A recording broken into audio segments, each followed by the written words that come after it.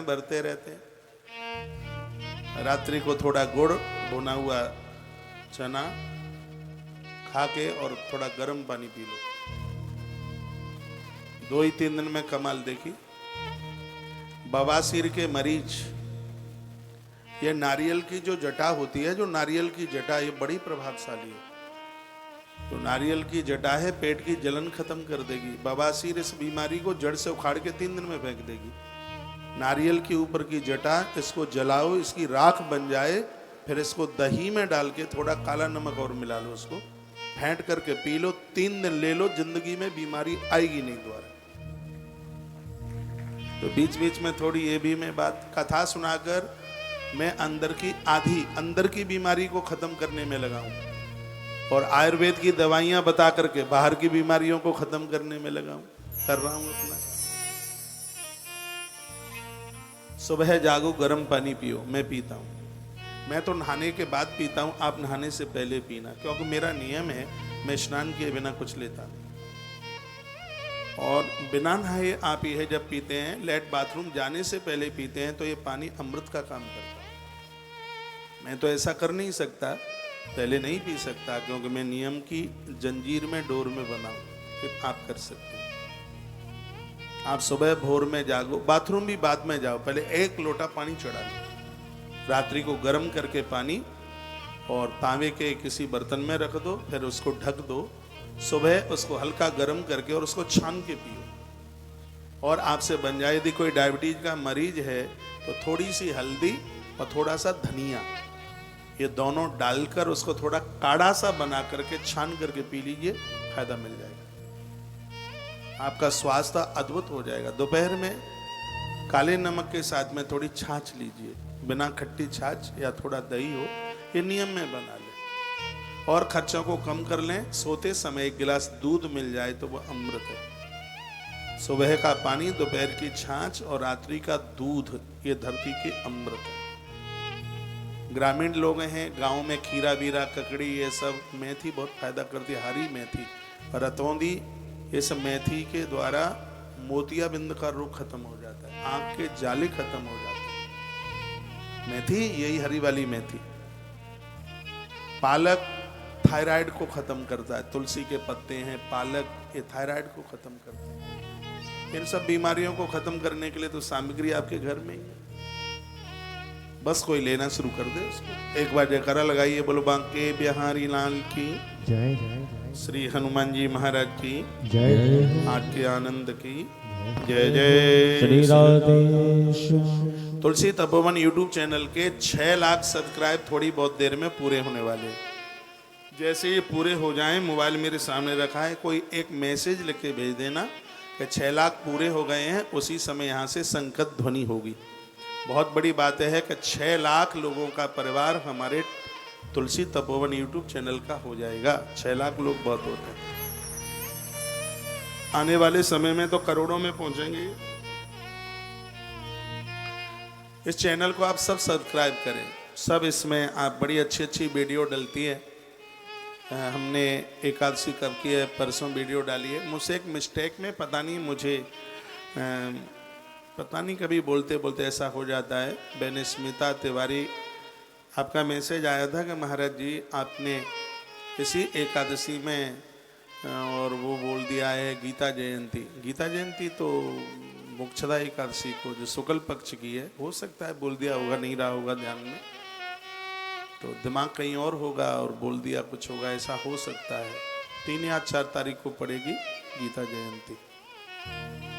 और अभी जो एकादशी है वो उत्पन्ना एकादशी है और कल की है। तो कल एकादशी में क्या क्या करना है उसके लिए वीडियो डाल दी गई है, उसको पूरा सुन लीजिएगा। पारण का टाइम भी भेज दिया गया है, उसको समय भेज दिया है, पारण का समय भी भेज दिया है। किस प्रकार से भगवान का नाम मुरारी पड़ा। बद्रीनाथ में एक निशाचर का उद्धार भगवान ने, भगवान के दिव्य विग्रह से एक शक्ति प्रकट हुई, भगवान ने उसका नाम 11 एकादशी रखा, उसका नाम उत्पन्ना एकादशी है, और वो कल है। और जो पहली बार व्रत आरंभ कर रहे हैं उनके लिए उत्पन्ना एकादशी वरदान से कम नहीं। जिनको भी व्रत आरंभ करना है, व्रत शुरू करना है, तो प्लीज कल से शुरू कर लीजिए।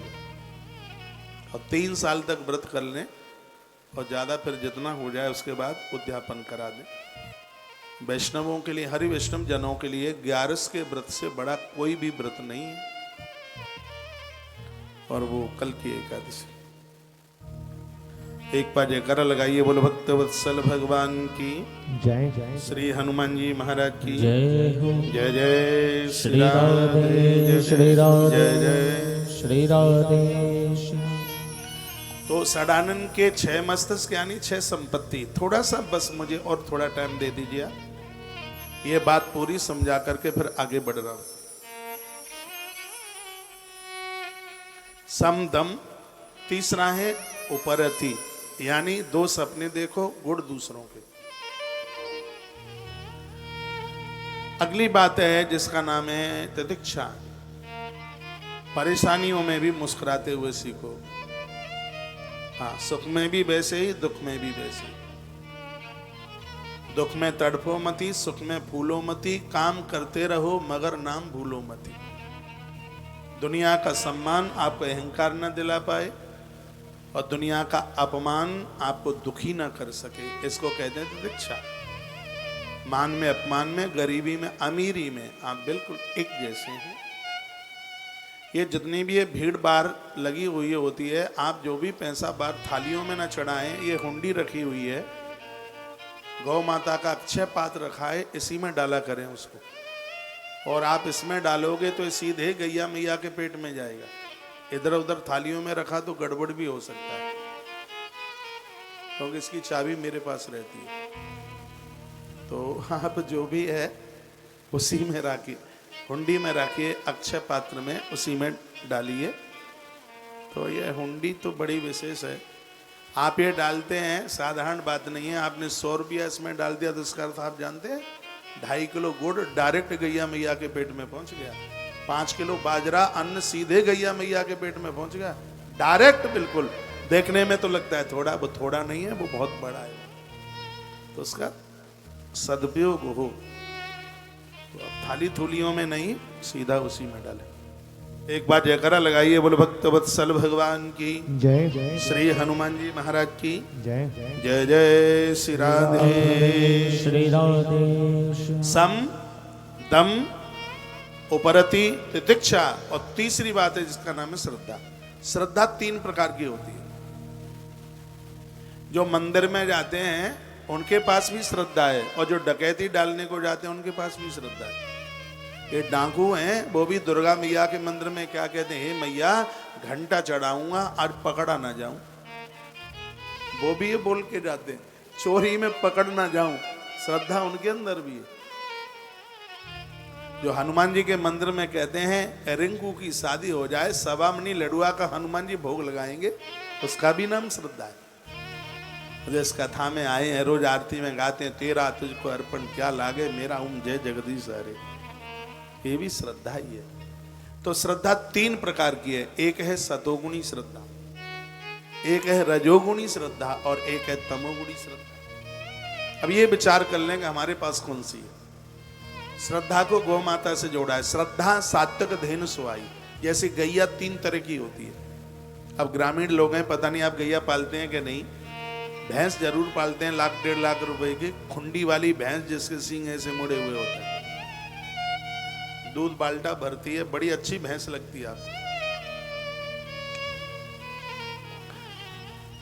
एक मुझे कोई बोलते हैं कि भैंस लक्ष्मी का रूप होता है। मैंने कहा तुम्हें पता होगा, मुझे नहीं पता। पता नहीं कहां से उन्हें पता है लक्ष्मी का रूप होता है। हमने कहा तो गैया भी कुछ होती है क्या? वो मुझे बड़ा अच्छा लगा। बोलते हैं नहीं, हाँ गैया तो महालक्ष्मी होती है। गैया बहुत पूज्य है, बहुत वंदनीय है। 25-30 हजार रुपए की गैया आपके पास सब व्यवस्था है, घर में रखिए। जब एक चंदिया एक रोटी इसको खिला देते हो तो सगरे देवता संतुष्ट हो जाते हैं। बेटी का कन्यादान पूरा नहीं होता गैया के गौदान के बिना, तो उसे आप रखिए अपने पास। गैया 3 तरह की होती है। एक गैया वह है जो मरखनी है, लात मारती है, और एक गैया वह है जो बीमार है। और एक गैया वह है जो स्वस्थ है।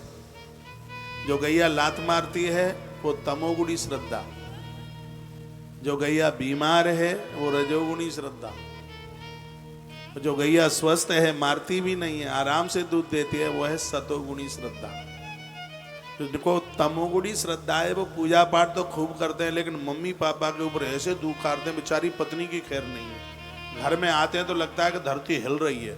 जैसे रावण चलता था तो महाराज धरती हिलती थी। कुछ लोग बाहर के लोगों के लिए बड़े अच्छे होते हैं, लेकिन घर में आए तो ऐसा लगता है कि महाराज के छोटे भाई साहब आ गए। ऐसा ही लगता है। पत्नी तो कुछ कह दे तो सहन नहीं करेगा, ऐसा लगता है कि बाण ठोक दिया छाती में। पूजा खूब करेगा, खाटू श्याम जाएगा, मेहंदीपुर जाएगा, लेकिन उसकी वाणी में बिल्कुल लगाम ही नहीं है। देवी देवताओं को मानता है लेकिन क्रोधी है, तामसी श्रद्धा है, तमोगुणी है। कुछ लोग मांगने के लिए मंदिर में जाते हैं, रजोगुणी श्रद्धा है। सुख संपत्ति घर आवे, कष्ट मिटे तन का, ओम जय जगदीश हरे। ये भी दे दो, ये भी दे दो, ऐसा मांगते हैं कि परमात्मा हमारे बाप का नौकर लगता है क्या। ये भी कर दो, ये भी कर दो, ये भी कर दो। लेकिन जो सात्विक श्रद्धा है, सतोगुणी श्रद्धा है, तेरा तुझको अर्पण क्या लागे मेरा स्वामी, क्या लागे मेरा तेरा तुझको अर्पण, तेरा तुझको अर्पण क्या लागे मेरा। ओम जय जगदीश हरे। बिना मांगने के लिए भगवान की पूजा करोगे तो भगवान बड़ा राजी होगा और बिना मांगे सब कुछ दे देगा। तो उसको कहते हैं श्रद्धा। और अगला सूत्र है समाधान। समाधान का अर्थ है ये पक्का हृदय में बैठ जाए बात कि हम भगवान के हैं और भगवान हमारे। दूध पिलाने लाए हो? पानी? ठंड में कौन पानी पीता है?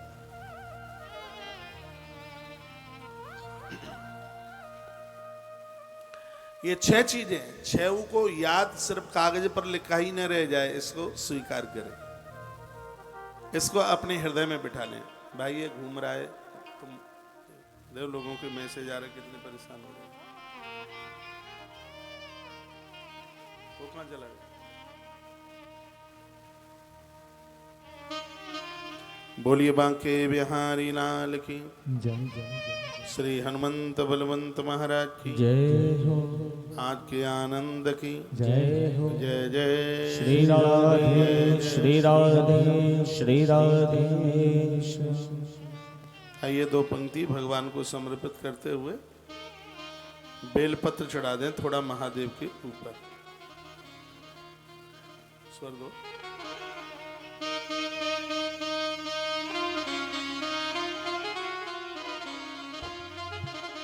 हरी 3 पत्तियों में क्या बल है जिसमें भोला मगन है। देखो क्या प्यारी पंक्तियां हैं, उज्जैन में गाई थी, द्वारा गा रहे। हरी 3 पत्ती में क्या बल है जिसमें भोला मगन है। हर 3 पत्तों में क्या बल है जिसमें भोला मगन है। हर 3 पत्तों में क्या बल है जिसमें भोला मगन है। भोला मगन है, भोला मगन है,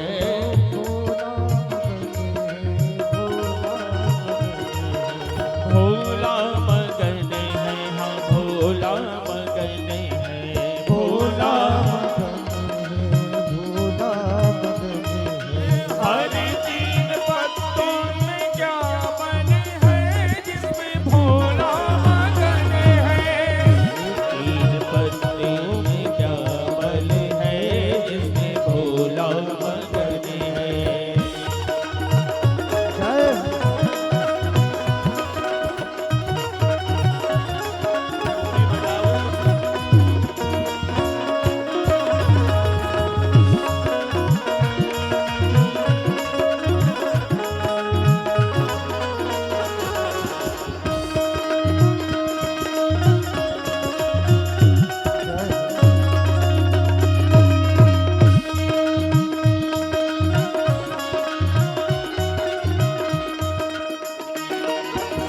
सरयू मगन है गोमती मगन है, सरयू मगन है गोमती मगन है। ओ सरयू मगन है, हाँ गोमती मगन है, सरयू मगन है। गंगा में ऐसा क्या बल है जिसमें भोला मगन है, गंगा में ऐसा क्या बल है जिसमें भोला मगन है, भोला मगन है, हाँ भोला मगन है, भोला भोला मगन है, हाँ भोला मगन है, भोला मगन है। हर दिन बंदों में क्या बल है जिसमें भोला मगन है, हर दिन बंदों में क्या बल है जिसमें भोला मगन है।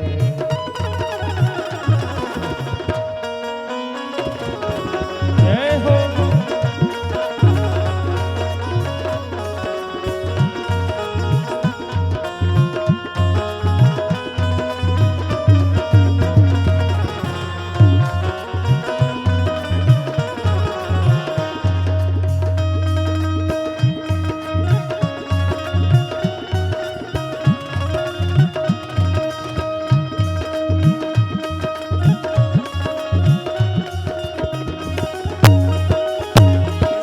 सूरज मगन है तारे मगन है, सूरज मगन है तारे मगन है। ओ सूरज मगन है, हाँ तारे मगन है, सूरज मगन है तारे मगन है। चंदा में ऐसा क्या बल है जिसमें भोला मगन है, चंदा में ऐसा क्या बल है जिसमें भोला मगन है।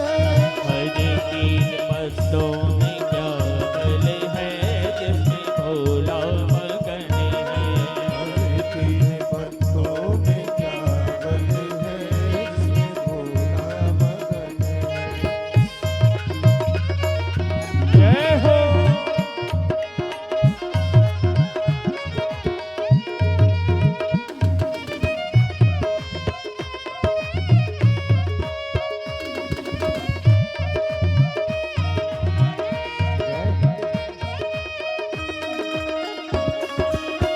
हरि बोल।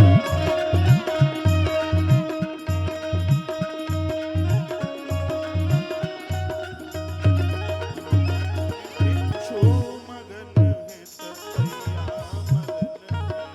बिच्छू मगन है दतिया मगन है, बिच्छू मगन है दतिया मगन है। हो बिच्छू मगन है दतिया मगन है, नागों में ऐसा क्या बल है जिसमें भोला मगन है, नागों में ऐसा क्या बल है जिसमें भोला मगन है, हर तीन पत्तों में क्या बल है जिसमें भोला मगन है। पत्तों में क्या बल है जिसमें भोला मगन है।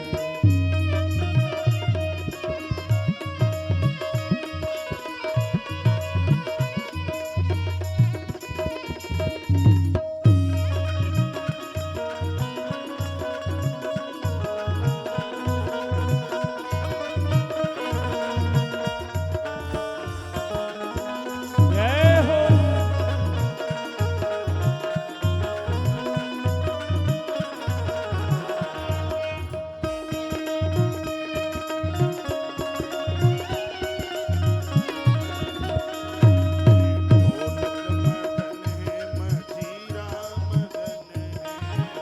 ढोलक मगन है मजीरा मगन है, ढोलक मगन है मजीरा मगन है। ढोलक मगन है मजीरा मगन है, ढोलक मगन है मजीरा मगन है। हो ढोलक मगन है मजीरा मगन है ढोलक मगन है मजीरा मगन है हाँ डमरू में ऐसा क्या बल है जिसमें भोला मगन है डमरू में ऐसा क्या बल है जिसमें भोला मगन है भोला मगन है हम भोला मगन है भोला भोला मगन है हर तीन पत्तों में क्या बल है जिसमें भोला मगन है हर तीन पत्तों में क्या बल है जिसमें भोला मगन है हर तीन पत्तों में क्या बल है जिसमें भोला हर तीन पत्तों में क्या बल है जिसमें भोला मगन है हर तीन पत्तों में क्या बल है हाँ हर तीन पत्तों में क्या बल है जिसमें भोला मगन है पत्तों में भोला मगन है हाँ भोला मगन है भोला मगन है भोला मगन है हाँ भोला मगन है भोला मगन है भोला मगन है हर तीन पत्तों में क्या बल है जिसमें भोला मगन है हर तीन पत्तों में क्या बल है जिसमें भोला मगन है हर तीन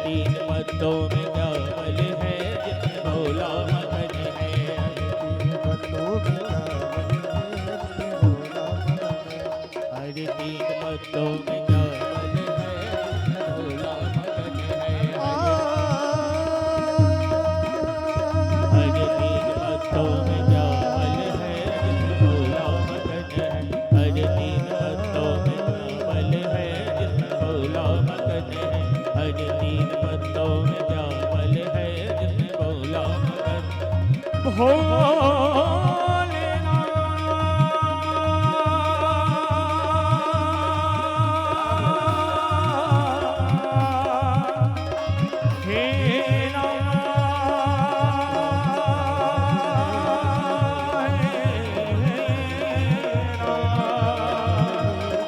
हे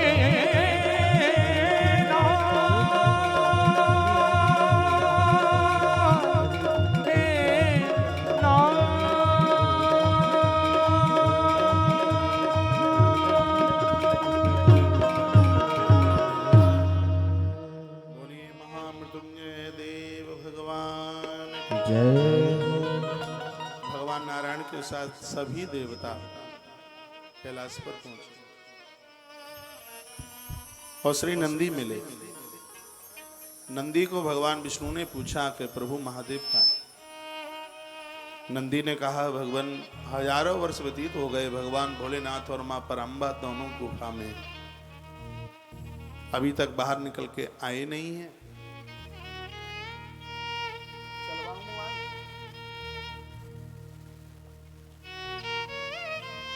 भगवान शंकर की स्तुति देवताओं ने की, भगवान विष्णु ने बंदन प्रणाम किया। भगवान भोलेनाथ बाहर चल के आए और कहने लगे नारायण, आप सब देवताओं की दिक्कत परेशानी को मैं जानता हूं और मुझे यह भी पता है कि मेरा विवाह एक पुत्र को जन्म देने के लिए हुआ है, लेकिन मेरी अमोघ शक्ति को कोई धारण करने में सक्षम नहीं है और मेरी शक्ति धारण न की जावे तो संतान का जन्म होगा कैसे। भगवान व्यास कहते हैं कि भगवान शंकर की शक्ति का प्रादुर्भाव हुआ, धरती पर शक्ति गिरी तो धरती उसको सहन नहीं कर पा रही थी। उसी समय अग्नि देवता ने कबूतर का कपोत का रूप धारण करके और उस शक्ति को ग्रहण किया। अग्नि देवता ने शक्ति को ग्रहण किया। देवता लोग भोजन करते हैं अग्नि के मुख से, जो भी अग्नि को आहुति डाली जाती है जिससे देवताओं की पूर्ति होती है। तो अब यह हुआ कि अग्नि के माध्यम से देवता करते हैं भोजन, तो जितने भी देव थे वो सब सागर्वित हो गए। ऐसा लग रहा था कि देवताओं के पेट में कोई संतान चल के आ गई। देवता महादेव की उस शक्ति को सहन नहीं कर पा रहे थे, तो देवताओं ने सुमेरु पहाड़ के ऊपर जाकर उस शक्ति का वपन कर दिया। पहाड़ भी उसे सहन नहीं कर पा रहा था, तो पहाड़ ने उसे गंगा जी में धकेल दिया। गंगा जी भी सक्षम नहीं हो रही थी उस शक्ति को सहन करने में, तो अपने हिलोड़ों के द्वारा गंगा जी ने उस शक्ति को सरकंडों के बीच में छोड़ दिया। देखते देखते सरकंडों के मध्य में एक वीर बालक प्रकट हो गया। आकाश से दुंदुभियां, फूलों की वृष्टि और जय जयकार की आवाज हो रही। सरकंडों के मध्य में बालक प्रकट हो गया। बालक रुदन कर रहा था। इतने में वहां से श्री विश्वामित्र जी का निकलना हुआ। बालक ने विश्वामित्र जी को देखा और कहा, हे महामुनि, मेरा नाम संस्कार करते हुए जाइए। श्री विश्वामित्र ने थोड़ा मुझे मिल के बजाओ। विश्वामित्र जी ने कहा कि मैं ब्राह्मण नहीं हूं, मैं क्षत्रिय पुरोधा हूं और ये काम मेरा नहीं है नाम संस्कार कराना। तो इस बालक ने कहा कि मैं यह तुम्हें आशीर्वाद देता हूं, तुम्हारी गिनती ब्राह्मणों में होगी, ब्रह्मत्व की तुम्हें प्राप्ति होगी। यह वह बालक बोला। तब विश्वामित्र जी ने नाम संस्कार किया और इस बालक का नाम रखा गया स्कंद, जिसके कंधों में बहुत ताकत है, इसलिए उसका नाम स्कंद रखा। इसका नाम गांगेय रखा गया क्योंकि मां गंगा के थपेड़ों से सरकंडों के मध्य में ये बच्चा आया था, तो ये गंगा पुत्र भी माना गया।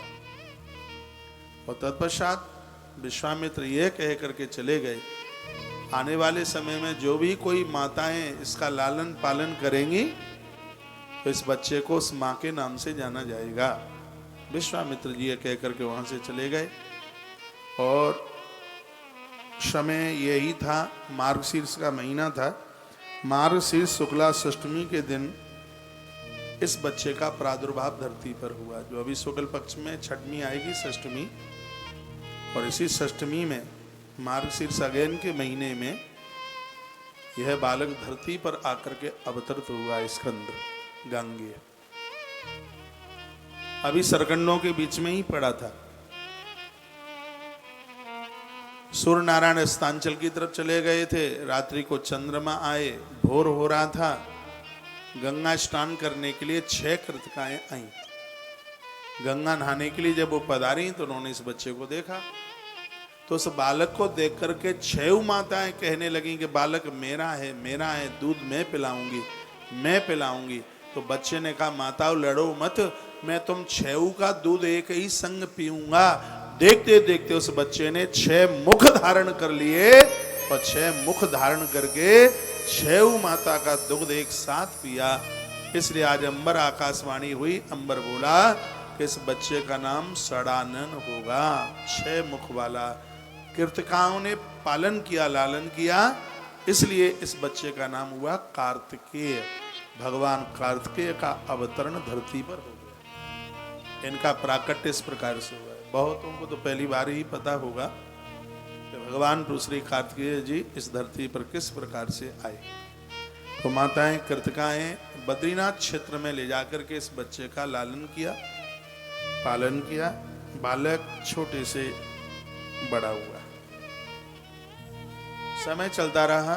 बहुत समय के बाद एक दिन माता पार्वती ने, माँ भगवती जगदम्बा ने भगवान भोलेनाथ को पूछा, कहा था कि प्रभु आप ये बताइए, आपकी शक्ति के द्वारा कोई न कोई संतान ने जरूर जन्म लिया होगा और मैं अपनी उस संतान का दर्शन करना चाहती हूँ। भगवान भोलेनाथ ने धरती को पूछा कि मेरी शक्ति को तूने स्वीकार किया था कि बता उससे बेटा बेटी किसका जन्म हुआ। माता धरती ने भोलेनाथ की हाथ जोड़ करके स्तुति की और कहा, हे प्रभु, आपकी शक्ति को कौन धारण कर सकता है। मैं तो बीच में से चिरने लगी थी, उसी समय अग्नि देवता ने कृपा करी और उसी समय उन्होंने कबूतर बनकर उस शक्ति को स्वीकार कर लिया। ये अब आप अग्निदेव को पूछिए शक्ति कहाँ गई। उस समय अग्निदेव को पूछा गया। मैया इतनी कुपित हो गई, अग्नि देवता को माता ने श्राप दे दिया और कहा, अग्निदेव तूने ये ठीक नहीं किया। देवताओं तुम बड़े स्वार्थी हो और मैं तुम्हें श्राप देती हूं कि तुम्हारी जितनी गृहणियां हैं वो सब की सब बांझ रह जाएं, उनको कोई संतान न हो। तब से लेकर के आज तक देवताओं की गृहणियों को संतान नहीं होती। माँ जगदम्बा ने अभिशप्त कर दिया, श्राप दे दिया। अग्नि देवता को सर्वभक्षी का श्राप दे दिया। तेरे अंदर यज्ञ, तेरे अंदर मुर्दा, जो भी कोई आएगा तू सबको भस्मीभूत कर देगा, तू सर्वभक्षी हो जाए। यह माता ने अग्नि देवता को भी अभिशप्त कर दिया, श्राप दे दिया।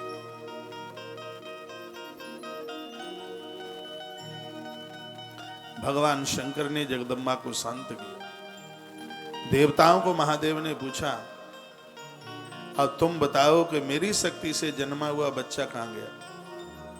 देवताओं ने कहा, अग्नि ने कबूतर बनकर शक्ति को स्वीकार किया, तो अग्नि के मुख से हम भोजन करते हैं, तो हम सब गर्वित हो गए थे।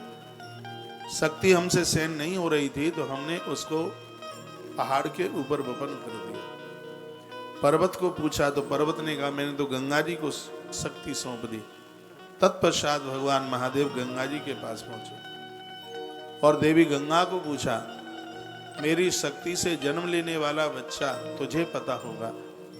मां गंगा ने कहा, प्रभु मुझसे वह शक्ति सहन नहीं हो पा रही थी, तो मैंने उसको अपने थप्पड़ों के साथ सरकंडों के मध्य में भेज दिया था, और दिन के स्वामी तो दिनकर हैं, ये सूर्यदेव ही बता पाएंगे वो बच्चा कहाँ चला गया। सूर्य देवता को पूछा गया। सूर्य देवता ने कहा, हाँ बच्चे को जन्म लेते मैंने देखा। तब तक सूर्य, मैं अस्तांचल की तरफ था, चंद्रमा आ रहे थे, मैं जा रहा था, मैंने तो बच्चे को सुरक्षित छोड़ा। रात में बच्चा कहाँ गया ये चंद्रमा बता पाएंगे। चंद्रमा को भगवान ने पूछा, चंद्र देवता ने पूरी बात बता दी। का रात भर मैंने बच्चे की रक्षा करी। भोर में सुबह 6 स्त्रियां 6 कृतिकाएं आई, उन्होंने उस बच्चे को अपना दूध पिलाया। मैंने देखा उस बच्चे ने 6 मस्तिष्क धारण किए, और वह देवियां उस बच्चे को लेकर के अपने धाम के लिए लेकर के चली गई। महादेव पूरा पता लगा करके कैलाश पर आए। उन्होंने नंदी को कहा कि नंदी तुम्हें एक काम करना है, तुम बद्रीनाथ क्षेत्र जाओ और तुम्हारा अनुज यानी मेरा बेटा बद्रीनाथ में 6 कृतिकाएं उसका पालन कर रही हैं, उसको लेकर के आओ। पति पुत्रवती भीष्म साध्वी स्त्री भिरन्वता लक्ष्मादिति देवीश पुरः कृत्वा समाययु। पार्वती माता 30 देवियों को अपने संग करके आगे करके पुत्र को देखने की लालसा से चली, कैलाश से चली बद्रीनाथ की तरफ। तो शंकर जी ने रोका। भगवान महादेव ने कहा, देवी तुम मन जाइए, मैं नंदी को भेजता हूं। नंदी स्वयं उस बच्चे को लेकर के इधर चल करके लेकर के आएगा। तो नंदी ने एक सुंदर सा रथ सजाया। ऐसा इसमें लिखा हुआ है कि वह रथ स्वयं माँ भगवती जगदम्बा पार्वती ने तैयार किया। उस रथ में 100 सोने के कलश जल से भर करके रखे थे कार्तिकेय को स्नान कराने के लिए, और वह नंदी उस रथ को लेकर के चले और पहुंचे।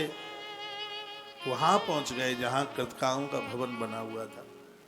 उस समय कृतिकाएं नदी स्नान के लिए गई थी और बच्चा वहां पर कार्तिकेय अकेला था। नंदी को देखा भी, उन्हें पता भी नहीं था कि मैं किसका बेटा हूं। नंदी का बड़ा आदर हुआ, बैठने को जगह दी। वीर कार्तिकेय ने पूछा, अपना परिचय बताइए। तो उन्होंने कहा कि मैं शिवनंदन हूं, मैं भगवान का परम प्रिय हूं, मेरा नाम नंदी है और आप शिव पुत्र हैं, मेरे अनुज हैं। तुम्हारा जन्म इस प्रकार से हुआ है, तुम्हारी माँ असलियत में तो माँ जगदम्बा है, पार्वती है, और मैया तुम्हारी याद में है, इसलिए हम तुम्हें लेने के लिए आए हैं और तुम चलिए। कार्तिकेय ने कहा, देखिए जन्म देने वाली माँ से भी पालने वाली माता का अधिकार ज्यादा होता है। मैं अपनी माता कृतिकाओं को छोड़ करके और मैं नहीं जा पाऊंगा। बहुत ज्यादा नंदी ने कहा और यहां तक कि कार्तिकेय को राजी कर लिया। वीर कार्तिकेय जैसे ही रथ में बैठ करके चले, उसी समय 6 माताएं आ गई। छह माताओं की आंख में आंसू थे। उन्होंने कहा, बेटा हम तो तेरी मुंह बोली माता है, हम तेरी कौन लगती हैं, लेकिन पुत्र सच तो यह है कि हमने तुम्हें पेट में जरूर नहीं रखा, उधर से जन्म देने वाली माताओं से भी ज्यादा हमने तुम्हें लाड किया है। क्या तुम हमें छोड़ करके चले जाओगे? वीर कार्तिकेय, हम तुम्हारे बिना रह नहीं पाएंगे, हमें छोड़ करके भज जाओ। कार्तिकेय रथ से उतरे और अपनी माताओं के कंठ से लगे और कहने लगे, हे मां, तुम्हारे नाम से मेरा नाम कार्तिकेय रखा गया और लोग इसी नाम से मुझे जाने। आज मेरा जाना जरूरी है, तारकासुर के द्वारा देवता परेशान है। और हे मां, हर व्यक्ति का जन्म इस धरती पर किसी न किसी उद्देश्य से होता है। ये ठीक से सुन लें आप सब। भगवान कार्तिकेय कहते हैं कि जो भी धरती पर किसी ने आके जन्म लिया है, हर जीव का जन्म किसी न किसी उद्देश्य से होता है। मैंने तो समझ लिया है कि मेरा जन्म किस उद्देश्य से हुआ है, लेकिन आप भी तो विचार कीजिए कि आपका जन्म किस उद्देश्य से हुआ है। सिर्फ बच्चों को जन्म दे देना, उनको पाल पोस करके बड़ा कर देना, ये तो जीव जंतु सूकरे कुकरे सब कर लेते हैं, ये कोई विशेष काम नहीं हो गया। उद्देश्य कुछ और ही है मनुष्य जीवन का, मानव जीवन का उद्देश्य कुछ और है। 84 लाख योनियां हैं, बहुत ध्यान से सुनिए, जिसमें 83,99,999 जो योनियां हैं वो भोग योनि है, जिसमें जीव अपने गलत कर्मों के दंड भोगने के लिए आया। एक ही योनि ऐसी है जिसको कर्म योनि कहते हैं, जिसमें आदमी अच्छे अच्छे कर्म करके देवता बनने की गुंजाइश रखता है, और वो एक ही योनि है जिसका नाम है मानव योनि, जो है मनुष्य योनि। मैं बराबर अपने प्रवचन में कहता रहता हूं, जो मनुष्य शरीर मुझे और आपको मिल गया है, ये 1 करोड़ वर्ष तक भी नहीं मिलेगा यदि अपराध हो गया तो। इसलिए इस शरीर से अपराध मत होने दीजिए। शरीर सोने का कलश है, स्वर्ण के कलश में गंगाजल रख लोगे तो उसकी महिमा बढ़ेगी। और वो भाग्यहीन लोग हैं जो सोने के कलश में मदरा रख ले। संसार तो मदरा की तरह है, परमात्मा गंगा की तरह निर्मल है।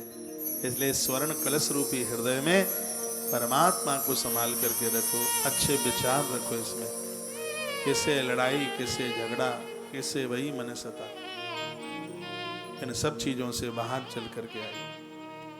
बड़े अच्छे लोग हैं वो जो थाने का मुंह नहीं देखते, बड़े अच्छे लोग हैं वह जो वकील के दफ्तर का मुख नहीं देखते, बड़े अच्छे लोग हैं वह जिन्हें हॉस्पिटल नहीं जाना पड़ता।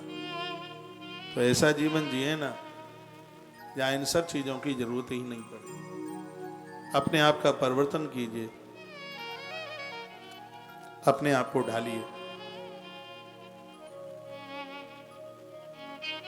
बहुत आनंद हो जाएगा।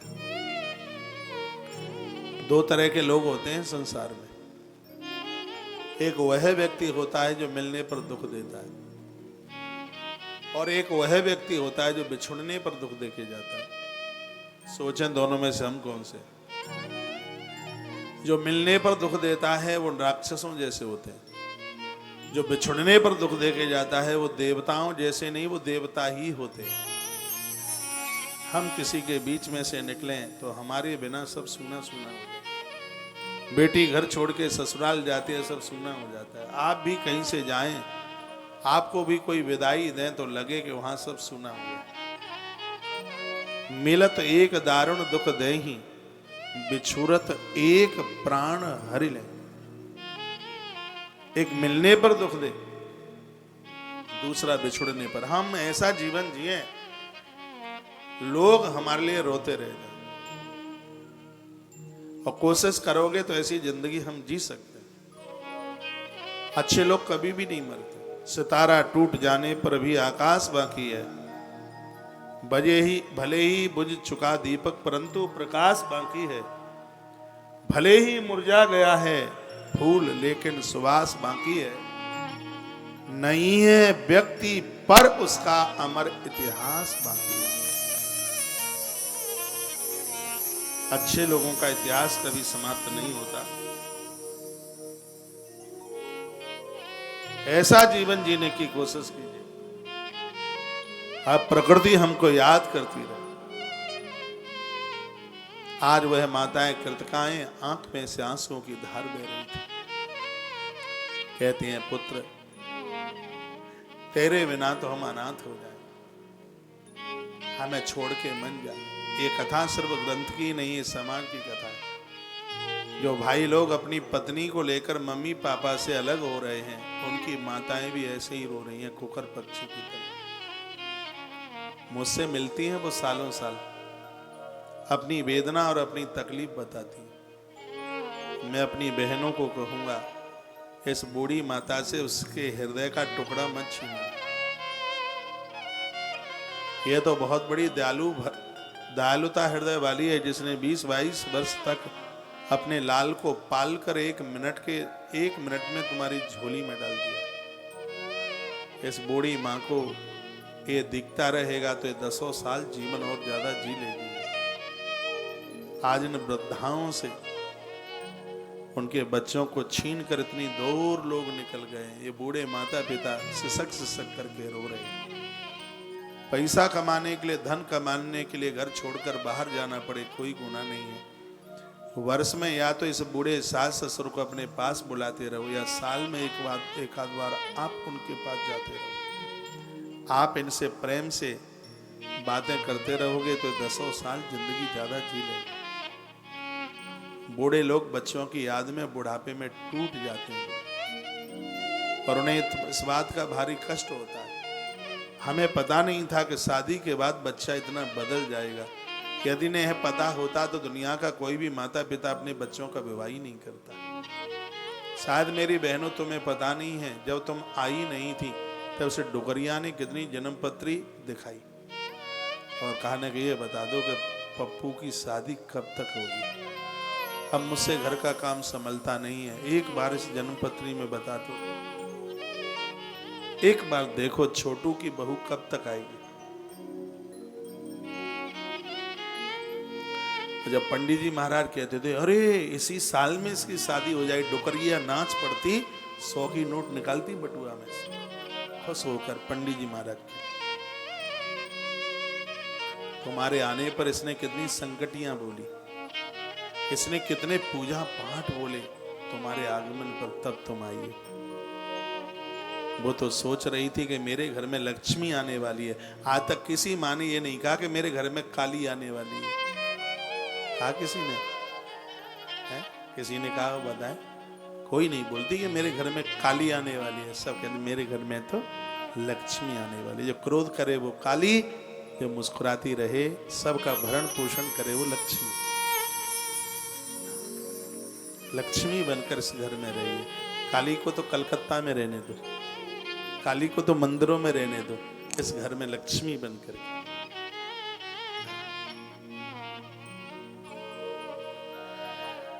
तुम बड़ी प्रतीक्षा से आई हो।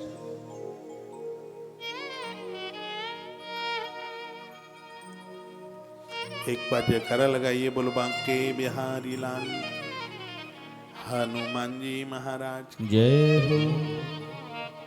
आज वीर कार्तिकेय ने अपनी 6 माता की आंखें आंसू पहुंचे।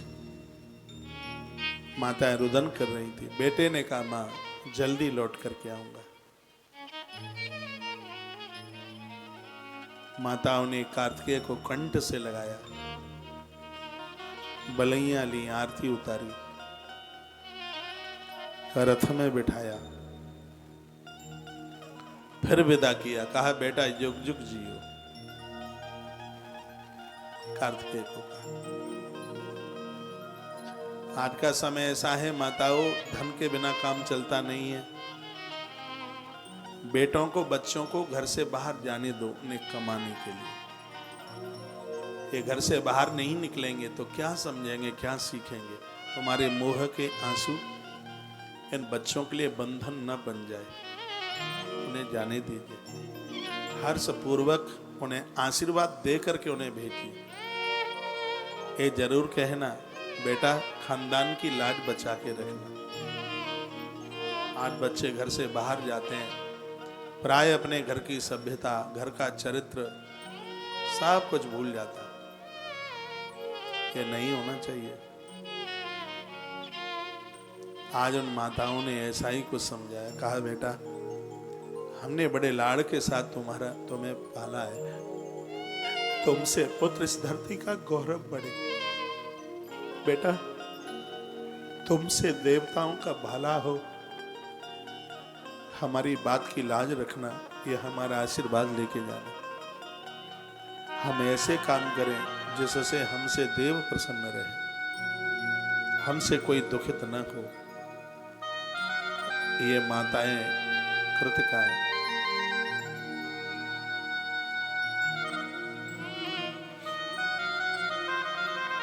अपने पुत्र कार्तिकेय को इस प्रकार से समझा रहे थे। बालक बहुत रोया, क्योंकि जिस माँ ने जन्म दिया है उससे भी जिस माँ ने पाला है उसकी बड़ी गरिमा है। भगवान श्री कृष्ण जब ब्रज छोड़कर मथुरा के लिए जा रहे थे, कुछ यही स्थिति थी। मैया यशोदा रो रो करके कहती थी, लाला माखन के काजन तो को लूखल से बांधो। कितनी अभागिन हूं मैं, आज मोते मेरो कन्हैया मेरे हाथन से निकल के गए।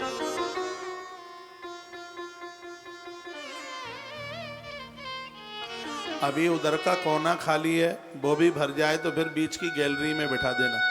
माताओं का पोर्शन पूरा भर गया है, बीच की गैलरी में नहीं, आगे कोई नहीं आएगी, एक के ऊपर एक बैठी है। सामने की गैलरी में, यहां से कोई हवाई जहाज नहीं उड़ेगा, बीच की गैलरी में बिठा देना उन्हें। वो सब ठीक बैठी हैं, पहले से ठीक बैठी हैं। अरे अभी श्रोता 4 बजे तक आएगा, इस गैलरी में बिठाओ, बीच वाली में, इसमें बिठाओ।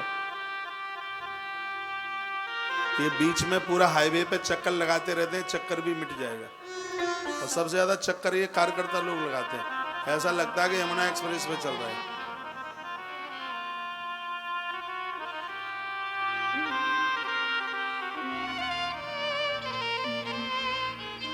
सिरा दे।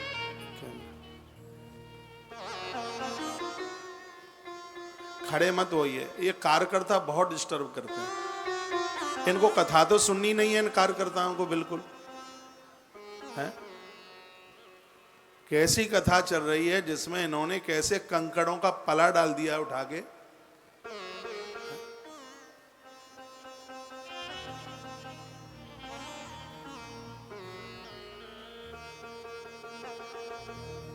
ए बेटी चश्मा वाली गुड़िया, बाहर आ जा। सब व्यवस्थित हैं, सब बैठे, बाहर आ जा बेटा।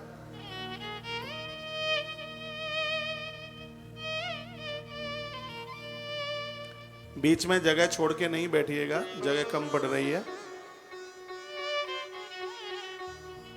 कोई भी कार्यकर्ता किसी भी श्रोता को डिस्टर्ब नहीं करेगा, प्लीज।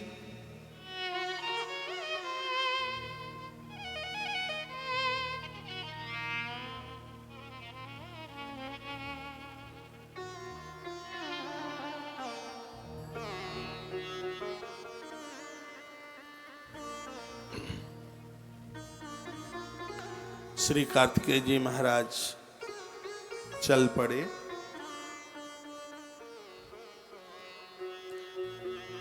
जैसे ही कैलाश पर आए हैं, नगाड़े बजने लगे, उत्साह होने लगा।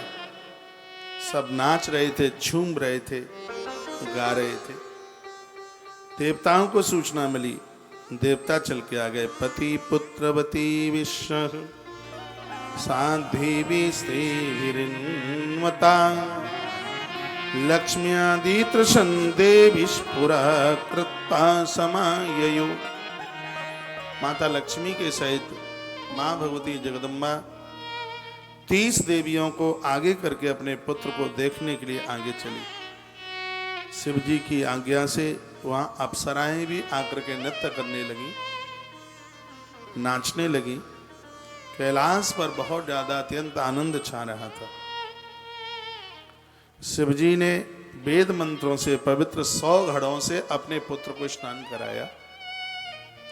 फिर रत्नों से जड़ित कवच, कुंडल और बाजूबंद दिए। कार्तिकेय जी ने बैजंती की माला पहनी। श्री कार्तिकेय जी ने बैजंती की माला भगवान विष्णु ने उन्हें अपना चक्र दे दिया, महादेव ने त्रिशूल दिया।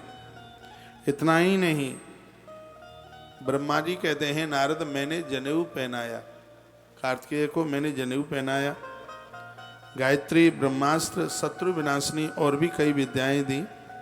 इंद्र ने अपना वज्र और ऐरावत हाथी दिया। वरुण ने छत्र दिया और रत्नों की माला दी। सूर्य भगवान ने कार्तिकेय जी को मनोमय रथ दिया। मनोमय रथ का मतलब था कि जो अपने मन के अनुकूल चलता था। यह रथ सिर्फ वीर कार्तिकेय जी के पास में ही था और किसी के पास नहीं। राम जी के पास में पुष्पक विमान था, वो फूल के द्वारा चलता था। महात्मा करदम के पास में कामद विमान था, जो कामनाओं के अनुसार चलता था। लेकिन इनके पास एक रथ था मनोमय, जैसा मन में सोच लिया जाता था रथ उधर ही लेकर के चलता। है सूर्य भगवान ने कार्तिकेय जी को मनोमय रथ दिया। यम ने दंड, समुद्र ने अमृत कलश दिया। सागर ने वीर कार्तिकेय जी को एक अमृत से भरा हुआ कलश दिया। अग्नि ने महाशक्ति, इसी शक्ति ने तारकासुर के प्राण ले लिए थे। अग्नि देव प्रसन्न हो जाए तो क्या नहीं दे सकते। अर्जुन को जो गांडीव है वो भी अग्नि देवता ने दिया। अग्निदेव ने अर्जुन को एक ऐसा रथ दिया था जिसमें 4 घोड़े लगे थे, जिनको कभी थकान नहीं होती थी। कवच दिया अग्नि देवता ने, जिस ऐसा तरकस दिया जिसके कभी बाण ही कम नहीं होते थे, और ऐसा गांडीव धनुष दिया। इतनी सी बात मैं इसलिए कह रहा हूं कि जो अग्निदेव का पुजारी है उसके जीवन में कभी किसी भी प्रकार की कमी नहीं आ सकती। हे माताओं, प्रातः है दोपहर जब भी अपना चूल्हा आप जलाती हैं, एक तांबे का इतना बड़ा सा पात्र रखो घर में। उसमें आम्र की लकड़ी, आम की लकड़ी या गौ माता के गोबर के उपले। जैसे ही पहली रोटी आप बनाते हैं तो सबसे पहले आप क्या करें, उस पात्र में अग्नि जलाएं, उसमें 5 आहुति डालें। देवताओं के लिए डाल दें, कुछ पितरों के लिए डाल दें, फिर एक रोटी गौ माता के लिए निकाल दें, फिर अपने घर की रसोई शुरू कीजिए। जिस घर में भगवान अग्नि नारायण प्रसन्न हो जाएं, उस घर की चमक सूर्य भगवान से भी ज्यादा हो जाएगी। अग्निदेव प्रसन्न हो जाए। मैं बड़ा बड़भागी हूं, 365 दिन अग्नि देवता का दर्शन होता है, क्योंकि मैं रोज हवन करता हूं, यज्ञ करता हूं। सुबह 9:30 बजे लोग मुझे मिलने को बाहर गेट के बाहर होते हैं। उस समय हमारे यहाँ से कोई बच्चा मेरा हवन कुंड लेकर के बाहर निकलता। आज कोई मुझे सज्जन बोल रहे थे, कहते महाराज जी हम तो 11 बजे भी आ जाते, लेकिन हम 9:30 बजे इसलिए आए हैं क्योंकि 3 दिन से हमें पता लगता है कि आपका हवन कुंड गेट के 9:30 बजे ही बाहर निकलता है, तो नाक को बहुत खुशबू मिलती है। हम मैनपुरी से आते हैं और हमने भी हवन करना शुरू कर दिया। यज्ञ वही विष्णु, यज्ञ तो साक्षात भगवान का रूप है। इसमें आस्था रखिए, श्रद्धा रखिए और अग्नि देवता को 11 रोज दीजिए। ये सीधे थरिया दिखा देना, ये तो आलसियों ने शुरुआत कर दी थी, नहीं तो पूर्व में जो भगवान को भोग लगता था, जिसमें उपला जला करके, कंडा जलाकर उसमें घी डालकर, इसको कहते थे ना 11 भगवान ने ली है। 11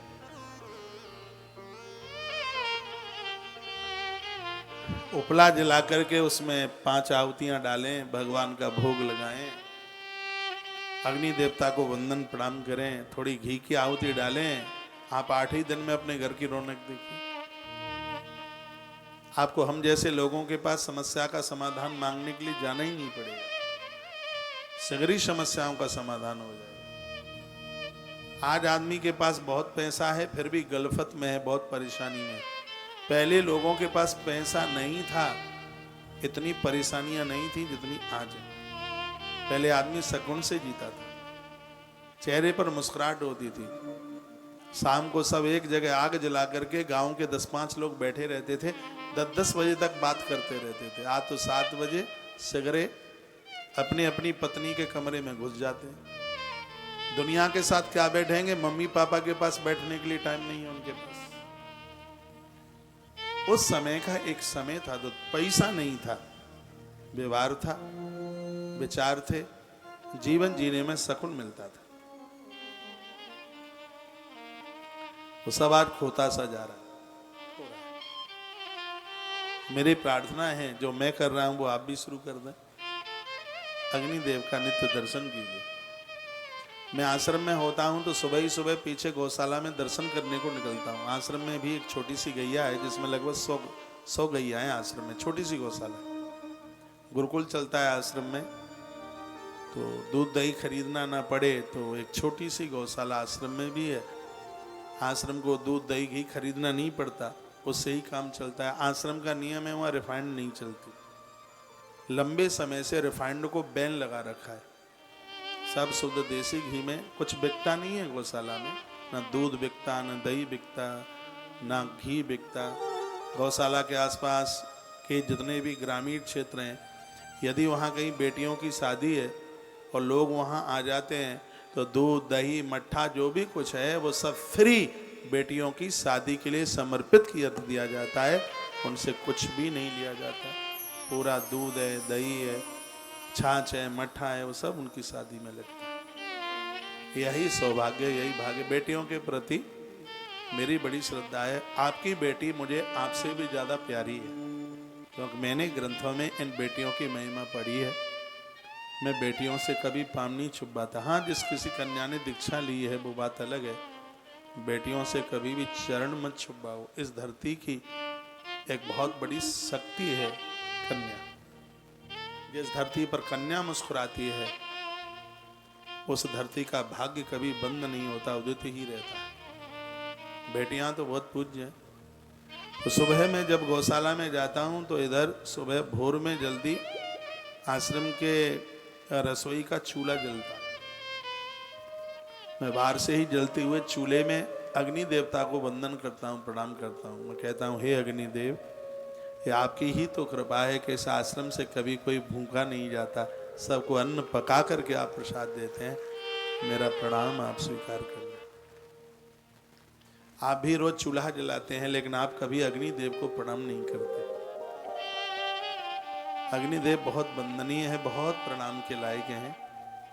यह प्रसन्न हो जाएं, जीवन में किसी भी चीज की कमी नहीं रहेगी। अग्निदेव को आग जलाकर 5-7 मिनट रोज उनके पास बैठिए, चेहरे की चमक बढ़ जाएगी। मैंने अपने चेहरे पर कभी कोई क्रीम नहीं लगाई, कभी, हाँ, भगवान की व्यासपीठ से सत्य है, कभी कुछ नहीं लगाया, लेकिन मेरा मूड़ा तुमसे ज्यादा ही चमक रहा होगा, कम नहीं है। मेरा सावन 6-7 महीना चलता है, साल भी चल जाता है। 1-8 महीने में 1-8 बार लगाता हूं बस। ये लीपा पोती तो कभी करी नहीं, कभी नहीं करी। ग्रंथ मेरे सामने है, सत्य है। ये बच्चों को पूछ लेना, ये बच्चे रहते हैं मेरे साथ। लेकिन अग्निदेव का पुजारी हूं। आधा घंटा रोज अग्निदेव भगवान के सानिध्य में बैठता हूं, डेली बैठता हूं। उनके सामने बैठ के 3 बात कहता हूं, हाथ जोड़ के। मेरा हवन पूरा हो गया होता है तब 3 बातें बोलता हूं उनको, हाथ जोड़ के कहता हूं, असतो मां सदगमय, तमसो मां ज्योतिर्गमय, मृत्युर्मां अमृत गमय। मैं उन्हें कहता हूं कि हे प्रभु, मुझे हमेशा असत्य से सत्य की तरफ ही लेके चलना। दूसरी बात कहता हूं, मुझे अज्ञान से ज्ञान की तरफ लेके चलना। और तीसरी बात अग्नि देवता को कहता हूं कि मुझे मृत्यु से अमरता की तरफ लेके चलना। 3 बातें अग्नि देव को रोज बोलता हूं। इस भगवान की बड़ी कृपा है, मैं इनका पुजारी हूं। हम मेरी व्यासपीठ को फॉलो करते हैं और 30 महीने से तो आप ऐसे लग के कथा सुन रहे हैं, आप मेरी बहुत बातें मानते हैं। तो एक बात यह है भी मान लीजिए, 8 दिन में, 15 दिन में या रोज 10-5 आहुति भगवान के नाम की डालिए। आहुति नहीं डाल सकते तो आग जला करके आप घर में जो भोजन बनता है उसमें से 5 आहुति अग्नि देव को डालोगे, उससे 33 करोड़ देवता संतुष्ट हो जाएंगे। इस आहुति को डालने से समय से वर्षा होगी, अकाल दुकाल नहीं पड़ेंगे, अनावृष्टि और अतिवृष्टि नहीं होगी, पानी की कमी नहीं आएगी धरती पर, जल की कमी नहीं आएगी तो अन्न की पैदावार ज्यादा होगी, जिससे लोग खुशहाल में जीवन जिएंगे। और ये आप सब कर सकते हैं। इसमें कोई दाम, कोई ऐसा ज्यादा पैसे का खर्चा नहीं है, बस थोड़ा सा अपने आप को बदलना पड़ेगा। मेरी बेटियां, आप मेरी बात मान लो। माता पार्वती करती थी, महादेव मिले थे पति के रूप में। माता रुक्मिणी करती थी, भगवान श्री कृष्ण मिले थे। तुम भी यदि है करना शुरू कर दो अपने घर में, इतना बढ़िया घर, इतना बढ़िया पति, इतनी बढ़िया सी डोकरिया मिलेगी जो तुम्हें बहुत लाड करेगी। सास माँ बड़ी अच्छी मिलेगी, करके तो देखो। ऊट पटांग कदम नहीं उठेंगे, ना बेटे के ना बेटी के, कीजिए तो सही। ऐसे युग को ऋषि युग बनाइए। कोरोना काल में देश बहुत बदला है, क्योंकि सबको पता है कि लोग मर गए, और मरने से तो भय इतना था कि उस समय तो बस जान बची तो लाख उपाय, नहीं तो लौट के बुधुआ घर को जाए। हाँ, सब लोग इतना सावधान हुए, पता नहीं कि अगली बार रक्षाबंधन देख पाएंगे कि नहीं, ऐसी स्थिति हो गई थी। बड़ा बदलाव आया है, बड़े लोगों में धार्मिकता जागी है, ये बरकरार बनी रहे, इसको और आगे बढ़ाइए। अपने घरों में भगवान का भोग 11 के रूप में अग्नि के ऊपर लगाएं। मैं कुछ बोले देता हूं, आप लिख लो क्या बोलना है भोग लगाते समय। प्राणाय स्वाहा, व्यानाय स्वाहा, समानाय स्वाहा, उदानाय स्वाहा, व्यानाय स्वाहा।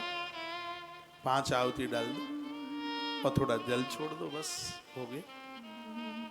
इतना ये भी ना आ पावे तो एक रामायण की चौपाई बोल दो। कौन सी? तुम ही निवेदित भोजन करही, प्रभु प्रसाद पट भूषण धरही। तुम ही निवेदित भोजन करही, प्रभु प्रसाद पट भूषण धरही।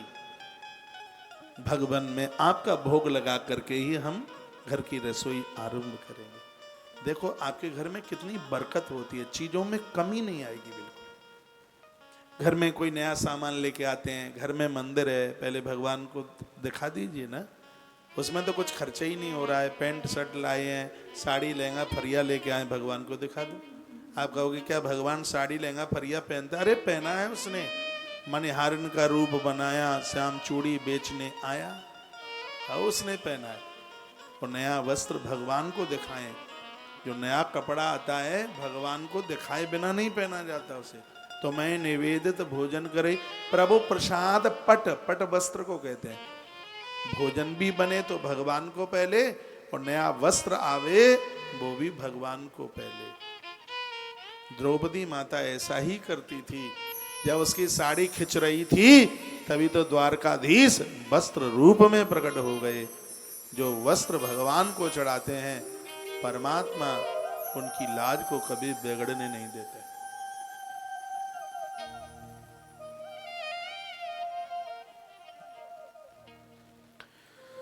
बोली बांके बिहारी लाल की, श्री हनुमान जी महाराज की।